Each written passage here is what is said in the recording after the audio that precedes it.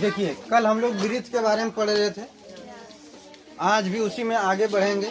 ठीक है, कल हम लोग पढ़े, फिर से एक बार रिवीजन कर लेते हैं। जैसे मान लीजिए ये वृत्त है, क्या है?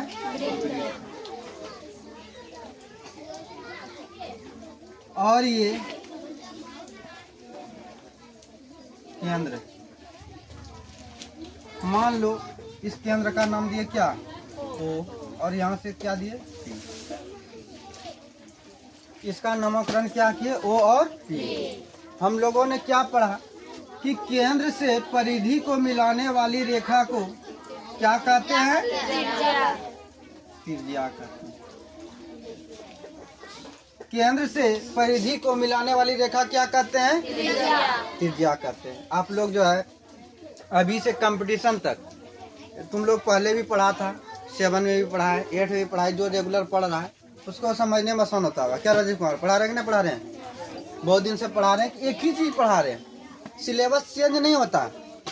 आज जो तुम त्रिज्या पढ़ रहा है यही 10 में भी जाएगा, यही पढ़ेगा। उसके बाद 11th नहीं, 12th में हल्का फुल्का तुमको देखने के लिए मिल सकता है। उसमें जो है matrix, determinant, differentiation, integration, inverse function, limit, vector, 3D, वो सब चीज़ मिलता है। वो सरपट इंटर जो है 10 से अलग है। कंपटीशन जैसे आएगा फिर इसी चीज़ से दर्शन है। तो हम लोग पढ़े केंद्र से परिधि को मिलाने वाली रेखा क्या कहते हैं? त्रिज्या कहते हैं। और हम लोग पढ़े थे, जैसे मान लो ये वृत्त है,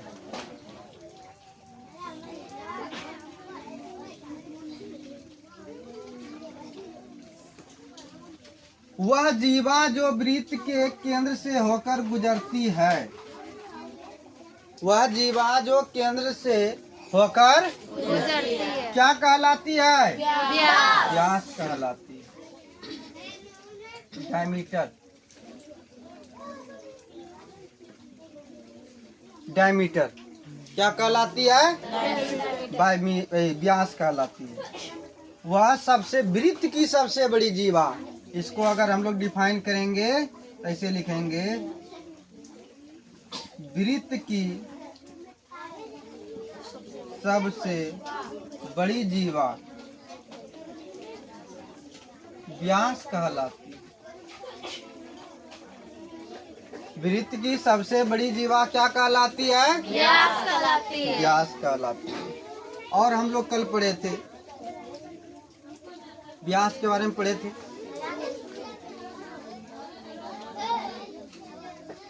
और पढ़ेंगे, और कल पढ़े थे क्या कि परिधि पर दो बिंदुओं को, परिधि पर मिलाने वाली रेखा क्या कहते हैं?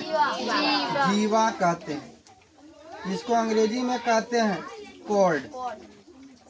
क्या कहते हैं? कॉर्ड कहते हैं। परिधि, पूरा परिधि, परिधि कहते हैं किसको है? परिधि का ही दूसरा नाम क्या है जी? परिमाप। सबका नाम घर में कुछ अलग रहता है और स्कूल में कुछ अलग लिखाता है। उसी तरह परिमाप हम लोग जैसे आयत में, वर्ग में कहते हैं, लेकिन सेम एक ही चीज है, परिमाप, पूरा माप। जैसे मान लीजिए ये वृत्त की त्रिज्या, यहाँ से हम लोग चलना प्रारंभ किए और यहाँ से पुनः फिर उसी स्थिति में अगर आ जाते हैं तो कहते हैं हमने एक चक्कर पूरा कर लिया और मेरा वो पूरा क्या हो गया? परिमाप हो गया। जैसे देखो, मान लो ये साइकिल का पहिया है। क्या है? साइकिल का पहिया। कि बोला अगर साइकिल का पहिया एक चक्कर में, कितना चक्कर में? एक चक्कर में 20 किलोमीटर की दूरी तय करता है। कितना दूरी तय करता है? 20 किलोमीटर। तो बोलेंगे सर जी 20 चक्कर में कितना किलोमीटर की दूरी तय करेगा? 400। हाँ? कैसे तुम कहेगा 400? एक पहिया एक चक्कर में 20 किलोमीटर की दूरी तय करता है और इसका रेडियस मान लो दिया है 7 सेंटीमीटर। तो 20 चक्कर में कितना दूरी तय करेगा? तो बोलेंगे सर जी इसमें तो हम गुना नहीं कर सकते हैं। सबसे पहले हम निकालेंगे एक चक्कर का मतलब हुआ क्या। मान लो यह त्रिज्या यहाँ से इसने चलना प्रारंभ किया और फिर इसी स्थिति में आ गया, वहीं आ गया, तो ये मेरा पूरा एक चक्कर हो गया, मतलब पूरा वो परिधि हो गया। तो परिधि का फॉर्मूला क्या होता है? 2 पाई आर। 2 पाई का मान, आर का मान,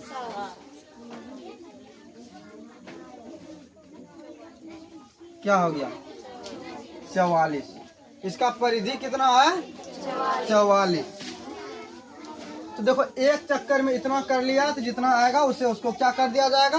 गुना कर दिया जाएगा। तो अभी हम लोग पढ़ रहे थे जीवा के बारे में। किसके बारे में? जीवा के बारे में। परिधि पर दो बिंदुओं को मिलाने वाली रेखा क्या कहते हैं? जीवा कहते हैं। बात समझ में आ गया?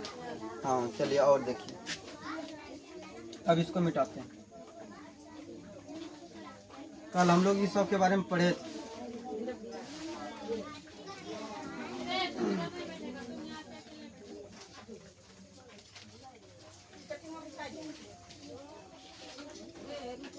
क्या मिनट